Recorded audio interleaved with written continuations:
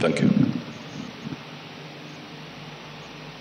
The Commander-in-Chief of Kenya's Defense Forces, Your Excellency President William Ruto, Your Excellency our First Lady, Mama Rachel Ruto, the Prime Cabinet Secretary, the former Prime Minister, the Speaker of the Senate, the Chief Justice, and the President of the Supreme Court, the Vice CDF, the service commanders, all officers present, our men and women in uniform, Mrs. Ogolla, and your children and the family. We come here accompanying the President, first and foremost to condole with the family of General Ogolla. Again, we come here to condole with the KDF fraternity for the loss of their general, a celebrated and decorated soldier who has passed on in the course of duty. Your Excellency, as we condole the family and the KDF family, let me also, on behalf of the executive, take this moment to condole with you as the Commander-in-Chief of Kenya's Defense Forces for the loss of your CDF, whom you considered as a loyal and brilliant military strategist. Your Excellency, for the time we worked with the General Ogolla, he was a very committed officer of the military. Besides that, the man was humble, pleasant, and amiable. He was also a very kind man. And when we talk to many officers who have served under him, they would give testimony of his humility and his kindness. Your Excellency, I was a beneficiary of his kindness. I remember late February this year, when I was in my office, I was informed that the Chief of Defense Forces, General Ogolla, waiting to see me. And I couldn't understand because I was not expecting him. He had not said he is coming.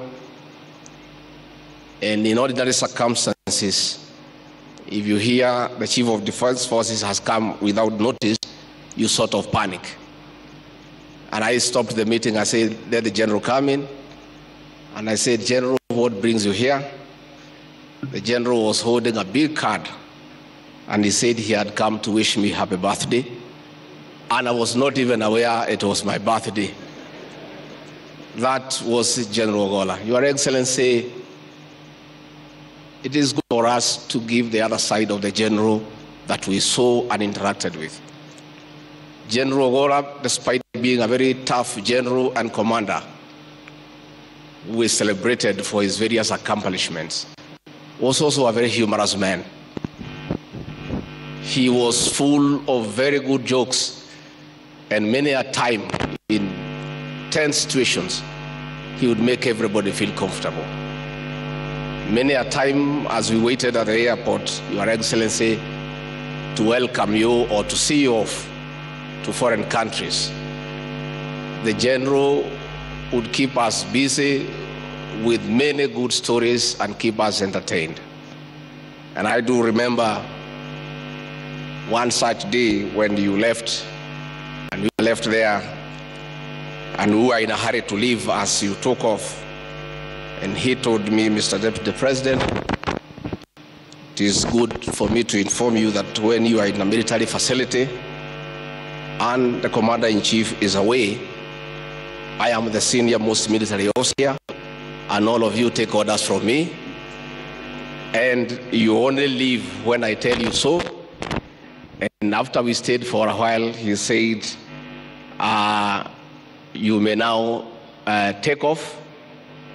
I give you fallout. And that was a tradition for the days we stayed with General Ogolla. We were there with Professor Kindiki, the leader of majority, and all these politicians who are not very accustomed to orders. But the general would organize us, and only when he felt that your plane has taken off safely into the skies, he would say, Deputy President and the rest of you, you may now fall out. That was General Ogolla for you. Your Excellency, I will condole with you because I know, as your assistant, the high regard you had for General Ogolla. That regard was so high that when this news came through, I was with you at Sagara State Lodge, performances during the Drama and Film Festival, the Winners Concert, and one of your assistants brought you a phone and said there was an urgent call from the Defense Minister, and you went to take the call that took very long. And when you called me, you said, we have very bad news. And you kept silent for a long time. And I asked you, Mr. President, is there anything wrong? You said, yes, we have just lost our CDF General Ogolla in an aircraft crash, and this is terrible.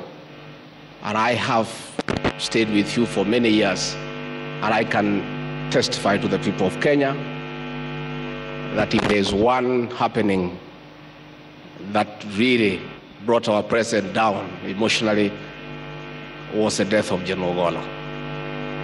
And Your Excellency, yesterday, as we visited the home of General Ogolla, I was very elated because of a decision you made last year.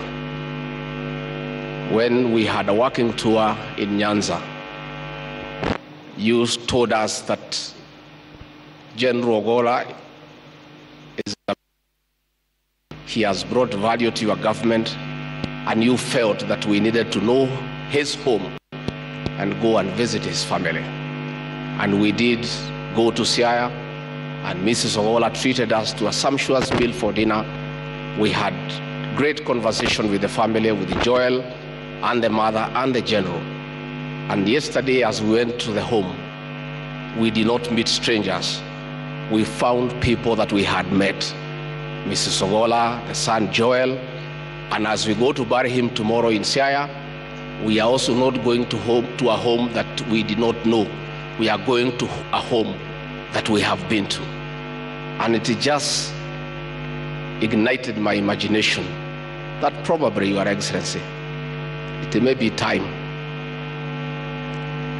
that we create time the way you did that day, as we work to get time to know the families of those who work under us when they are still serving.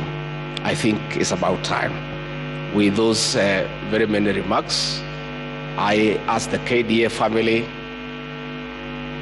to listen to the son of the general. Let the death of General Ogolla, who died while serving, strengthen your resolve to protect our borders, to keep peace in our country. Though we appreciate the general died in duty, it would have been acceptable if he was pursuing the enemies of this country from other countries. But it is tragic that he died while trying to settle challenges caused by our very people here in Kenya.